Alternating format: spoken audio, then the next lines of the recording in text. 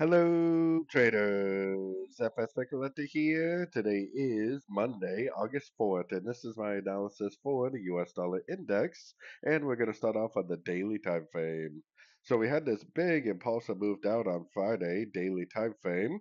To me, it definitely does look like a possible WXY pattern. It looks like three ways of W, three ways of X, three ways of Y. It's kind of like a running WXY because it's a lower high than the wave W, which is fine. Turned right at the 100% Fibonacci extension of wave A, projected off the bottom of wave B. If this is the end of a running WXY, then it is going to likely now continue to make lower lows, lower highs on the daily time frame.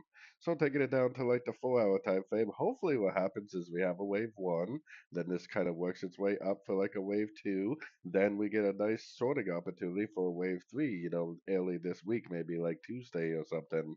So definitely looking for all the dollar pairs themselves to do something very similar, potentially get the big impulsive down Friday, wave one. Hopefully today will be a crescent day like a wave two. Then we can get another good entry to go short on the dollar pairs themselves for a wave three. So, anyways, don't forget to check out my website, fxpipcollector.com. And as always, thank you for watching and happy trading.